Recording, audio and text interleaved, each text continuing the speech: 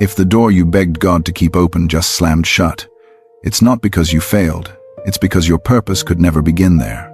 There are doors you prayed would never close. Doors you begged God to keep open because they felt like proof that you were getting somewhere. Then, without warning, the email changed. The tone shifted. The opportunity vanished. You stand there with your hand on a handle that no longer turns, replaying every moment, wondering what you did wrong, why it ended, why it feels like God signed his name at the bottom of your disappointment. But what if the closing of that door is not the end of your story, but the beginning of your purpose? What if the very no that broke your heart is the no that clears the path for what you were born to do today? This message is for the ones standing in front of doors that used to open easily, now locked without explanation. The relationship that felt like a forever home suddenly fractures. The job you thought you would grow old and lets you go with a rehearsed sentence and a severance envelope. The project that once looked promising dries up step by step until there is nothing left to hold on to but the ache in your chest and the questions in your head. You keep asking, why? Why did this have to end like this? What was the point of all those years if the door was just going to slam in my face?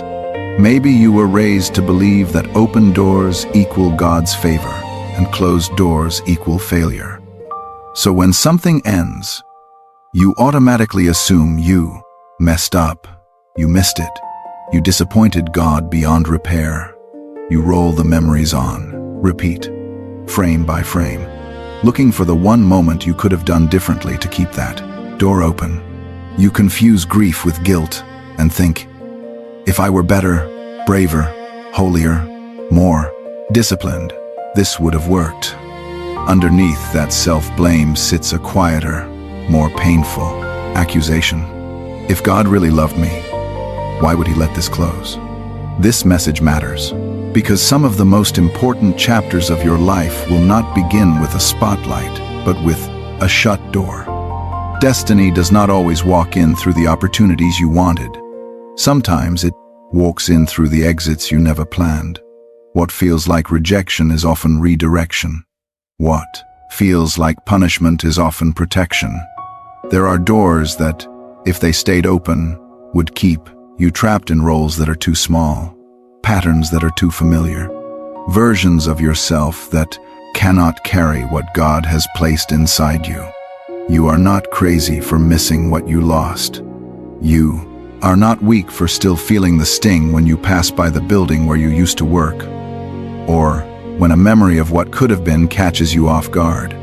But you also need to know this: there are doors God himself will close, not because you are unworthy, but because your purpose is worth too much to be negotiated away in comfortable rooms. If you only judge your life by what stays open, you will keep grieving what God is actually using to guide you. This message is an invitation to see closed doors differently, not as a final verdict, but as a forwarding beginning you do not yet recognize. It is for the one who feels stuck replaying old seasons, the one who keeps standing at thresholds that no longer welcome them, the one who feels life moving on without them. It is for you if you sense something ending and have no idea how it could be the start of anything good. Imagine someone who has carefully built a life around a particular door. Maybe it is a career they studied for, sacrificed for, wrapped their identity around. Maybe it is a relationship they poured their heart into, rearranged their dreams for, assumed would be forever. For years, the routine is steady. Same commute, same key turning in the door, same lock, same hallway. They know who they are when this door opens for them. Then, slowly, at first, things start to shift. Emails that used to sound warm become clipped and formal. Conversations that once left them energized now leave them strangely tired. There is tension in rooms that used to feel safe. Red flags appear, but they smooth them down with phrases like, "It's just a season," or "It will get better soon." They keep their hand on the handle, turning it out, of habit, telling themselves that discomfort is the price you pay for stability. Until one day, the door does not open. Maybe it is a meeting where they are told their position is no longer needed. Maybe it is a breakup conversation that starts with, "We need to talk," and ends with, "I just don't see a future." Whatever the circumstance, the feeling is the same. A hollow shock, like the ground has pulled back just a few inches, leaving them off balance. They walk away from that moment carrying an invisible weight and a sentence they can't stop hearing. This is over. In the weeks that follow, they orbit that closed door like a planet circling a dead star. If only they had worked harder, spoken differently, prayed more, been less emotional, less trusting. They treat the closed door like a mirror reflecting their inadequacy. They start to believe that because this door shut, they must be unworthy of anything better. What they cannot see yet is the view from above. If you could zoom out on their life, you would see that this door is not at the end of a common hallway, but at a bend in the road. Behind it lies a landscape that looked safe, but was slowly shrinking. Ahead of it lies a landscape they have never seen, wider, wilder, more aligned with what has been quietly growing inside them. From heaven's perspective, letting that door stay open would have meant watching them settle for a life 10 sizes too small. So how does God begin using a closed door to reveal purpose? First, He lets the illusion break. Closed doors expose where we have confused roles with identity, platforms with calling, people's approval with God's affirmation. When the thing we cling to is taken away, we finally see how tightly we wrapped our worth around it.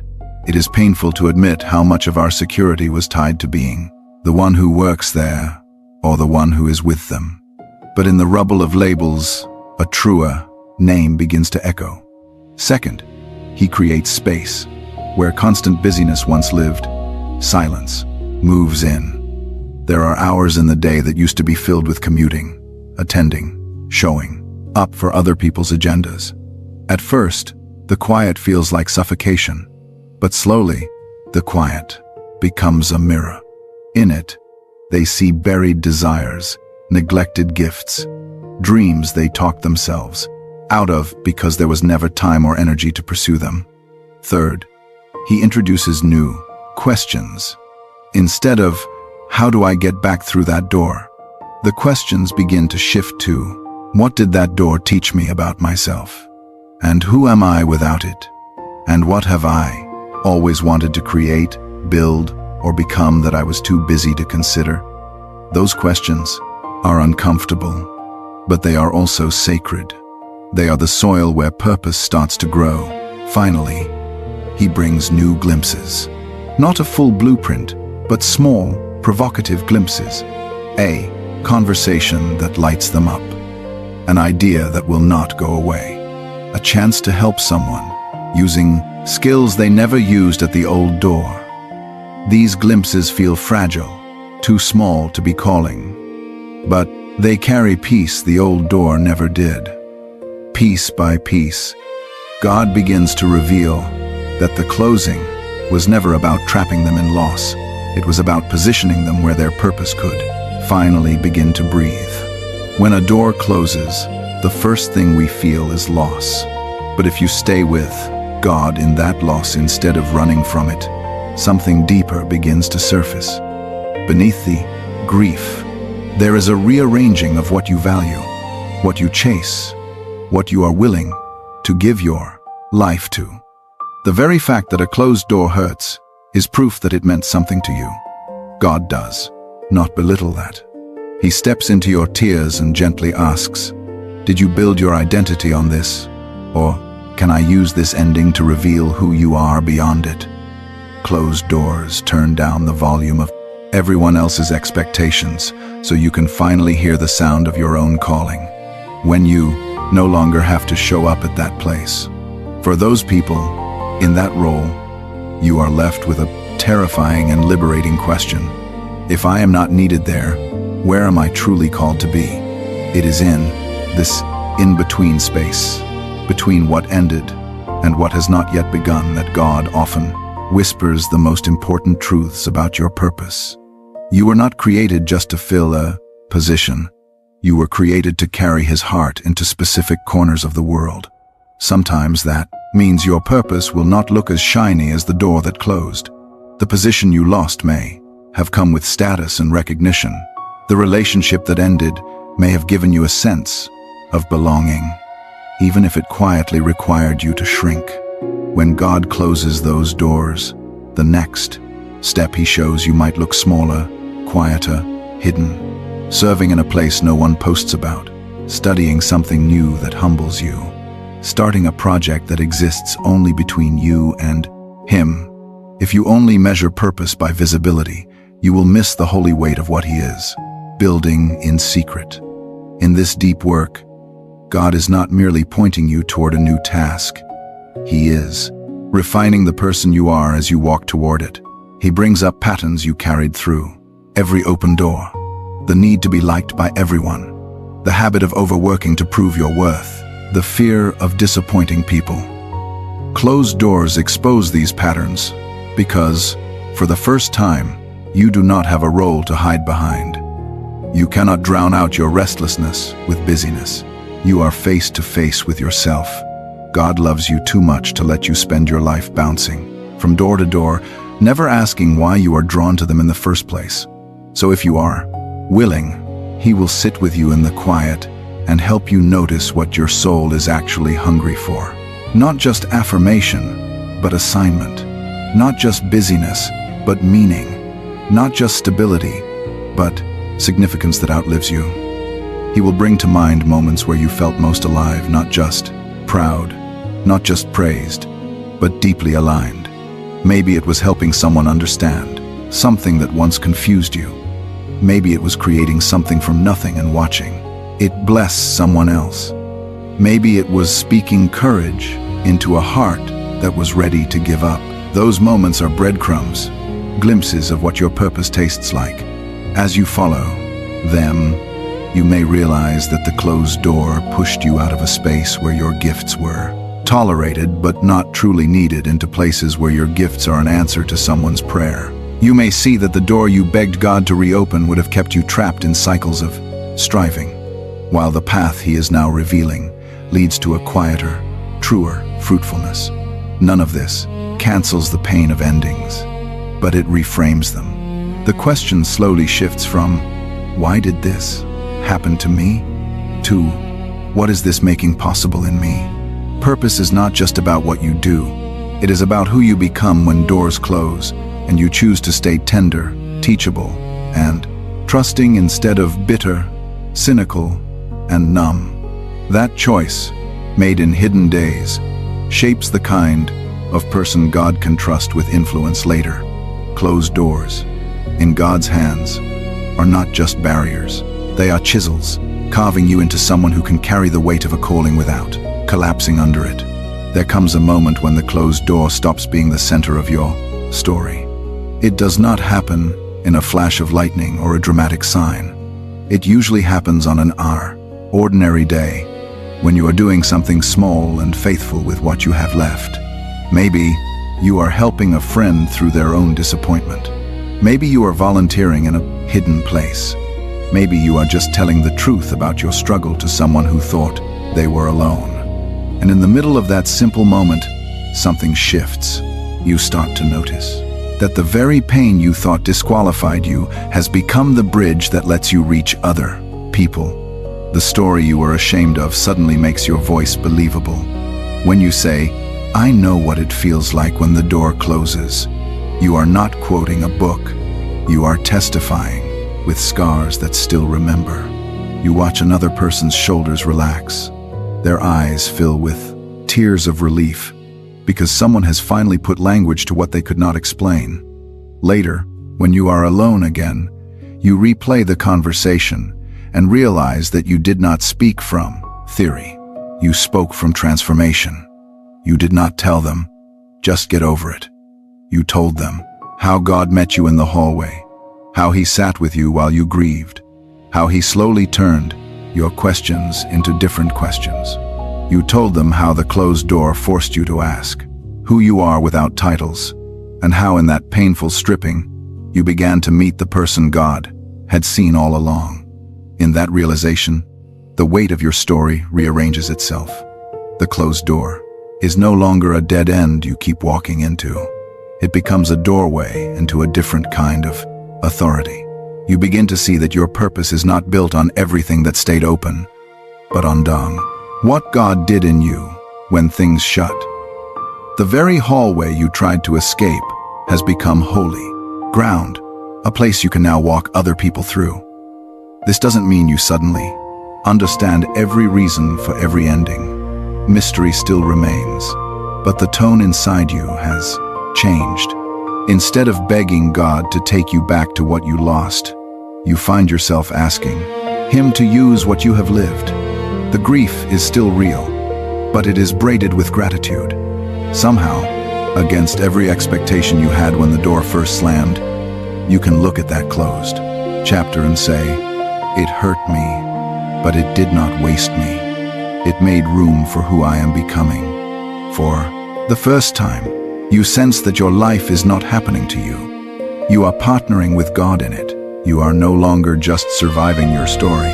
You are consciously yielding it, letting Him turn endings into assignments. If you are standing in front of a closed door right now, staring at it until your eyes blur, wondering what you did wrong, hear this. Some doors must close for your purpose to begin, not because God delights in your pain, but because He loves you too much to let you give your life to a hallway that could never lead you where He intends you to go. There are rooms that feel safe but keep you small. There are opportunities that look impressive but slowly drain your soul. There are relationships that soothe your loneliness but slowly silence your true voice.